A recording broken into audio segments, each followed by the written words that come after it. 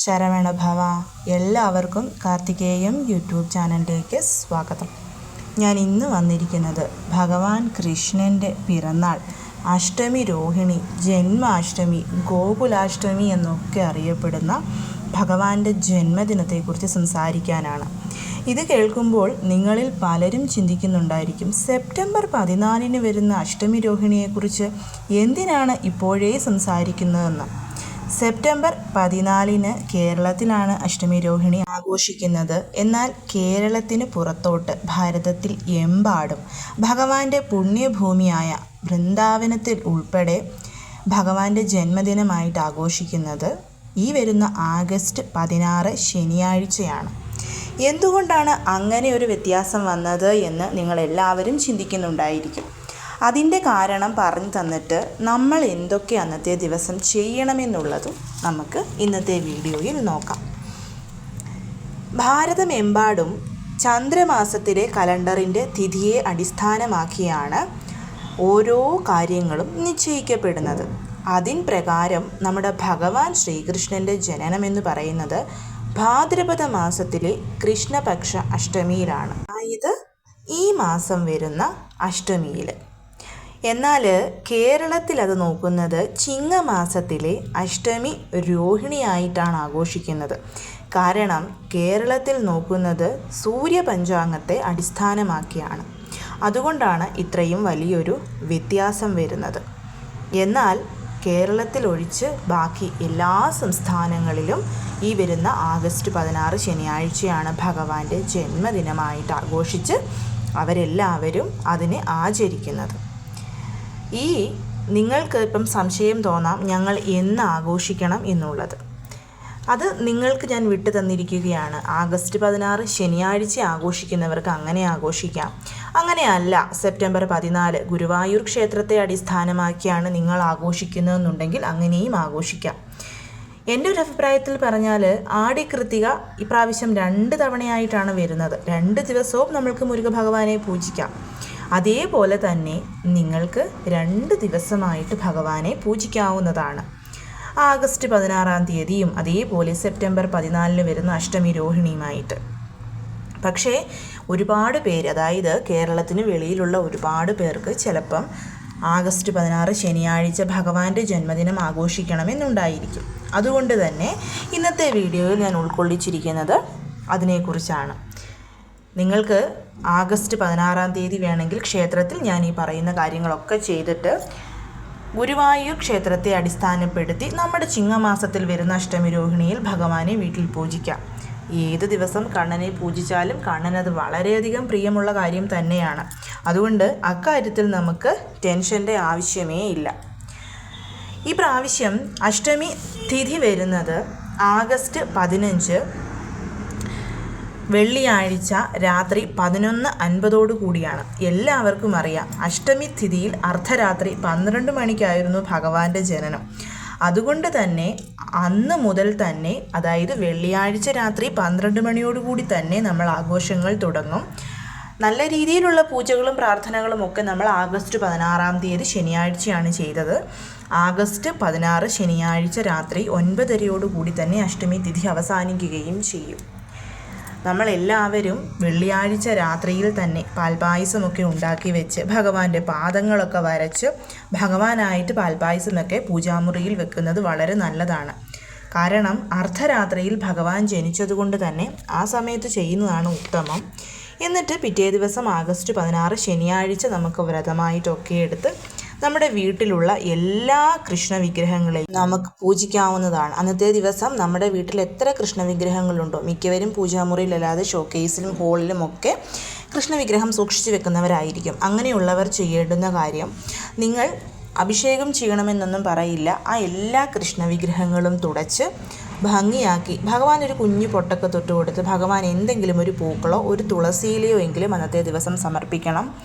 ലഡു ഗോപാൽ വീട്ടിലുള്ളവരാണെന്നുണ്ടെങ്കിൽ തീർച്ചയായിട്ടും ആ ലഡു ഗോപാലിനെ അന്നത്തെ ദിവസം അഭിഷേകം ചെയ്യുന്നത് വളരെ നല്ലതാണ്. നമ്മുടെ വീട്ടിലെ നമ്മുടെ മക്കളുടെ ജന്മദിനം നമ്മൾ എങ്ങനെ ആഘോഷിക്കുന്നു അതേപോലെ തന്നെ വേണം നമ്മൾ പിറന്നാളായിട്ട് ഭഗവാന്റെയും ആഘോഷിക്കാൻ. ഭഗവാന് പുതിയ വസ്ത്രങ്ങളൊക്കെ വാങ്ങിച്ചു കൊടുത്ത്, അതിപ്പോൾ മഞ്ഞപ്പട്ടായാലും മതി, അതൊക്കെ വാങ്ങിച്ചു കൊടുത്ത് ഭഗവാന് നിറയെ പൂക്കളൊക്കെ ചാർത്തി ഭഗവാൻ എത്രത്തോളം മാലകളൊക്കെ കൊണ്ട് അലങ്കരിക്കാൻ പറ്റുമോ അത്രത്തോളം മാലകളൊക്കെ കൊണ്ട് അലങ്കരിച്ച് അങ്ങനെ വേണം നമ്മൾ ഭഗവാനെ അന്നത്തെ ദിവസം പൂജിക്കാൻ. ഞാൻ എല്ലാ വർഷവും അങ്ങനെ തന്നെയാണ് ചെയ്യുന്നത്. അതിൻ്റെ പല പല ഫോട്ടോസാണ് നിങ്ങളുമായിട്ട് പങ്കുവച്ചിരിക്കുന്നത്. എനിക്ക് വളരെ ഇഷ്ടവുമാണ് അങ്ങനെ ഭഗവാനെ അലങ്കരിക്കാൻ. അലങ്കാര പ്രിയയായ മഹാലക്ഷ്മി ദേവിയുടെ പ്രിയപ്പെട്ട ഭഗവാൻ അലങ്കാര പ്രിയനുമാണ്. അപ്പോൾ ഞാൻ ഈ പറഞ്ഞതുപോലെ അന്നത്തെ ദിവസം വ്രതമായിട്ടെടുക്കുന്നവർക്കൊക്കെ ഒരു നേരം അരിയാഹാരം കഴിച്ച് ബാക്കി 2 നേരം മറ്റെന്തെങ്കിലും ഫ്രൂട്ട്സൊക്കെ കഴിച്ചുകൊണ്ട് വ്രതമെടുക്കാം. മക്കളില്ലാത്തവർ സന്താന യോഗത്തിനു വേണ്ടിയിട്ടും അതേപോലെ തന്നെ നമ്മുടെ വീടിൻ്റെ ഉയർച്ചയ്ക്ക് വേണ്ടിയിട്ടും മക്കളുടെ ഉന്നമനത്തിനു വേണ്ടിയിട്ടുമൊക്കെ കൃഷ്ണ ജയന്തി വ്രതമെടുക്കാവുന്നതാണ്. ഭഗവാനെ മുല്ലപ്പൂക്കൾ കൊണ്ടും താമരപ്പൂക്കൾ കൊണ്ടും തുളസി മാലകൾ കൊണ്ടുമൊക്കെ അലങ്കരിച്ച് ഭഗവാന് നമ്മൾ ഇഷ്ടപ്പെട്ടതൊക്കെ ഉണ്ടാക്കി കൊടുക്കുക. അത് ഉണ്ണിയപ്പം, നെയ്യപ്പം, കദളിപ്പഴം, പാൽപായസം, നിങ്ങളെക്കൊണ്ട് എന്തൊക്കെ ഭഗവാൻ അന്നത്തെ ദിവസം സമർപ്പിക്കാൻ പറ്റുമോ അതൊക്കെ ഭഗവാന് അന്നത്തെ ദിവസം സമർപ്പിക്കണം. ഇനി ഇതൊന്നും സമർപ്പിക്കാൻ പറ്റിയില്ലെങ്കിലും പാലുൽപ്പന്നങ്ങളും ഭഗവാന് വളരെയധികം പ്രിയമാണെന്നുള്ളത് നമുക്ക് എല്ലാവർക്കും അറിയാം.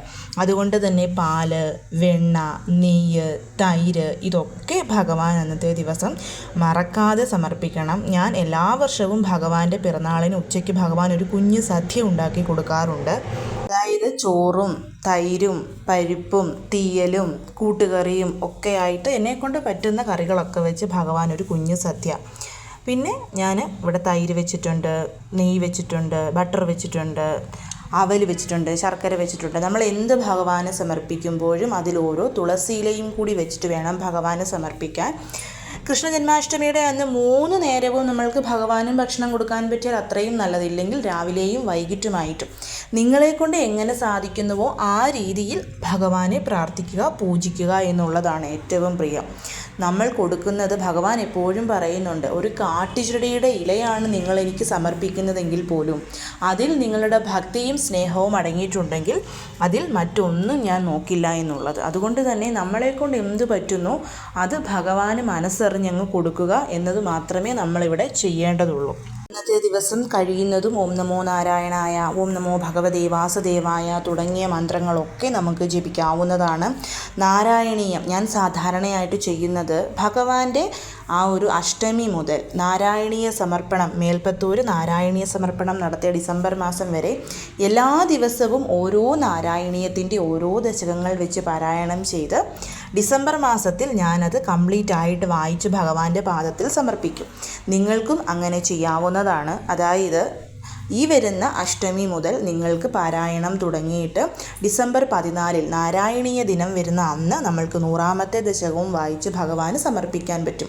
പീരിയഡ്സ് വരുന്ന 7 ദിവസം നമ്മൾ വായിക്കാൻ പറ്റില്ലാത്തത് കൊണ്ട് തന്നെ 8ാമത്തെ ദിവസം നമ്മൾ ഈ 7 അധ്യായങ്ങളും ഒന്നിച്ച് വായിച്ച് വേണം ഭഗവാന് സമർപ്പിക്കാൻ. നാരായണീയം ഇല്ലാത്തവർ വിഷമിക്കുകയൊന്നും വേണ്ട. ഹരേ രാമ ഹരേ രാമ ആ മന്ത്രം നിങ്ങൾക്ക് കഴിയുന്നത്ര ജപിക്കാവുന്നതാണ്. ഭാഗവതം പാരായണം ചെയ്യാവുന്നതാണ്. അവനവൻ എന്ത് സാധിക്കുമോ അത് നിങ്ങൾക്ക് ചെയ്യാം. ഞാൻ എല്ലാ വർഷവും ഭഗവാൻ ഉണ്ണിയപ്പവും നെയ്യപ്പവും ഒക്കെ ഉണ്ടാക്കി സമർപ്പിക്കും. ഞാൻ പറഞ്ഞല്ലോ 3 നേരമായിട്ട് ചെയ്യുന്ന പൂജകളിൽ ഭഗവാന് എന്നെക്കൊണ്ട് പറ്റുന്നതൊക്കെ ഞാൻ ഉണ്ടാക്കി സമർപ്പിക്കാറുണ്ട്. എല്ലാ വർഷവും ഇതുപോലെ നല്ല രീതിയിൽ വിപുലമായി തന്നെ അലങ്കരിച്ചാണ് പൂജകളും ചെയ്യാറുള്ളത്. ഇനി അന്നത്തെ ദിവസം നിങ്ങൾക്ക് ഭഗവാന്റെ എല്ലാവർക്കും അറിയാം, കാമധേനു വീട്ടിലുള്ളവർക്കൊക്കെ കാമധേനുവിനെയും ഭഗവാനോടൊപ്പം തന്നെ അഭിഷേകമൊക്കെ ചെയ്ത് പൂജിക്കാവുന്നതാണ്. വീട്ടിൽ കാമധേനു ഇല്ലാത്തവർ അതിപ്പോൾ ഫോട്ടോയാണെങ്കിലും വിഗ്രഹമാണെങ്കിലും അന്നത്തെ ദിവസം മേടിക്കാം.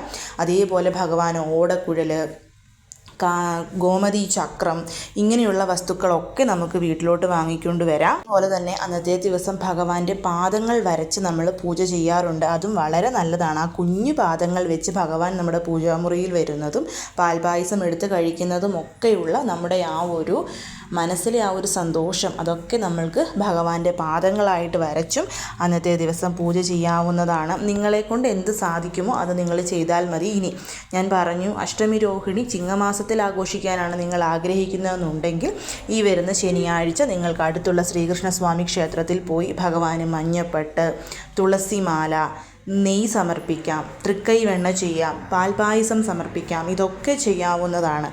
അന്ന് ചെയ്താലും ഈ വരുന്ന ശനിയാഴ്ച ചെയ്താലും എല്ലാം ഭഗവാൻ സന്തോഷത്തോടു കൂടി സ്വീകരിക്കും. അതുപോലെ അന്നത്തെ ദിവസം ഞാൻ പറഞ്ഞു, ഓടക്കുഴൽ, ഗോമതി ചക്രം, തുളസി, വീട്ടിൽ തുളസി ഇല്ലാത്തവർക്ക് തുളസി, കാമധേനു, അതേപോലെ തന്നെ വീട്ടിലോട്ട് 1, 3, 5, 7 ഈ സംഖ്യകളിൽ നമുക്ക് പീകോക്ക് ഫെദർ, അതായത് മയിൽപ്പീലി വാങ്ങിച്ചു കൊണ്ട് വരാവുന്നതാണ്. ഇതൊക്കെ നമ്മുടെ വീടിന് ഐശ്വര്യം തരുന്ന കാര്യങ്ങളാണ്. അന്നത്തെ ദിവസം ദേവകീ സുത ഗോവിന്ദ വാസുദേവ ജഗത്പദേ ദേഹിമേ തനയം കൃഷ്ണ ത്വാമഹം ശരണം ഗത, ഈ മന്ത്രങ്ങളൊക്കെ നിങ്ങളെക്കൊണ്ട് പറ്റുന്നത്ര രീതിയിൽ ഉരുവിടാവുന്നതാണ്. അതേപോലെ തന്നെ നിങ്ങൾക്ക് അന്നത്തെ ദിവസം 108 തവണ നിങ്ങളുടെ എന്തെങ്കിലും ഒരു ആഗ്രഹം സാധിക്കാൻ നാരായണ എന്നുള്ള മന്ത്രം 108 തവണ എഴുതി ഭഗവാന് മാലയാക്കി ചാർത്തി സമർപ്പിക്കാൻ പറ്റുമെങ്കിൽ അത് ചെയ്യാം. അങ്ങനെ മാലയാക്കി ചാർത്താൻ പറ്റില്ല എന്നുണ്ടെങ്കിൽ ഒരു പേപ്പറിൽ എഴുതി ഭഗവാൻ അത് ക്ഷേത്രത്തിൽ സമർപ്പിക്കാം. ഇതൊക്കെ ചെയ്യാവുന്നതാണ്.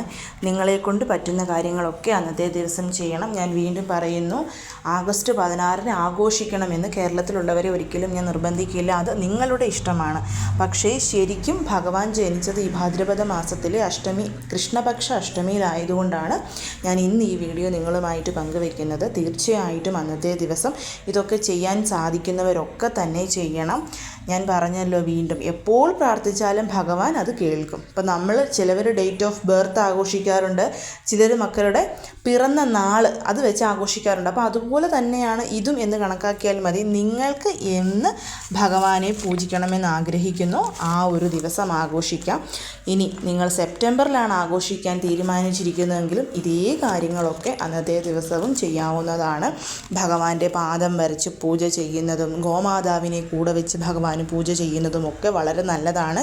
എപ്പോഴും ശ്രദ്ധിക്കേണ്ടുന്ന കാര്യം, ഭഗവാൻ നാരായണനെ നമ്മൾ പൂജിക്കുമ്പോൾ ലക്ഷ്മി ദേവിയെ പ്രാർത്ഥിക്കുന്നത് പോലെ തന്നെ ഭഗവാൻ കൃഷ്ണനെ നമ്മൾ പ്രാർത്ഥിക്കുമ്പോൾ ആദ്യം രാധാദേവിയെയും പ്രാർത്ഥിക്കണം. രാധേ രാധേ എന്ന് ആദ്യം പറഞ്ഞതിന് ശേഷം മാത്രമേ നമ്മൾ കൃഷ്ണ ഭഗവാന് അന്നത്തെ ദിവസം പ്രാർത്ഥിക്കാൻ തുടങ്ങാവുള്ളൂ. എങ്കിൽ മാത്രമേ നമ്മുടെ പ്രാർത്ഥനകൾ അതെന്തായാലും ഭഗവാന്റെ പാദത്തിൽ എത്തുകയും ചെയ്യുകയുള്ളൂ. ആരാണോ ആദ്യം രാധാദേവിയെ പ്രാർത്ഥിച്ച് ഭഗവാനെ പൂജിക്കുന്നത് അവർക്ക് സർവ്വമംഗളങ്ങളും ലഭിക്കും. ഭഗവാന്റെ അഷ്ടപതിയൊക്കെ ചൊല്ലാൻ അറിയാവുന്നവർ തീർച്ചയായും അന്നത്തെ ദിവസം അഷ്ടപതിയൊക്കെ ചൊല്ലാനായിട്ട് ശ്രമിക്കണം. അതൊക്കെ ഭഗവാന് ഒരുപാട് സന്തോഷമുണ്ടാക്കുന്ന കാര്യങ്ങളാണ്. അപ്പോൾ ഞാൻ വീണ്ടും പറയുന്നു, നമ്മുടെ വീട്ടിലെ നമ്മുടെ മക്കളുടെ ജന്മദിനം നമ്മൾ എത്രമാത്രം നല്ല രീതിയിൽ ആഘോഷിക്കുമോ അതുപോലെ ആഘോഷിക്കണം. ഗോക്കൾക്ക് അന്നത്തെ ദിവസം നിങ്ങളെ കൊണ്ട് കഴിയുന്നത് പോലെ എന്തെങ്കിലുമൊക്കെ ഭക്ഷണം കൊടുക്കണം. അതേപോലെ അന്നദാനം അന്നത്തെ ദിവസം ആർക്കെങ്കിലും ഒരാൾക്കെങ്കിലും ചെയ്യാനായിട്ട് ശ്രമിക്കണം. ഒപ്പം തന്നെ നമ്മുടെ ഭഗവാന്റെ പിറന്നാളും നമ്മളെ കൊണ്ട് പറ്റുന്നത് പോലെ നല്ല രീതിയിൽ തന്നെ ചെയ്യാനായിട്ട് എല്ലാവരും ശ്രമിക്കുക. എല്ലാവരെയും മുരുകൻ അനുഗ്രഹിക്കട്ടെ. ഓം ശരവണ ഭവ.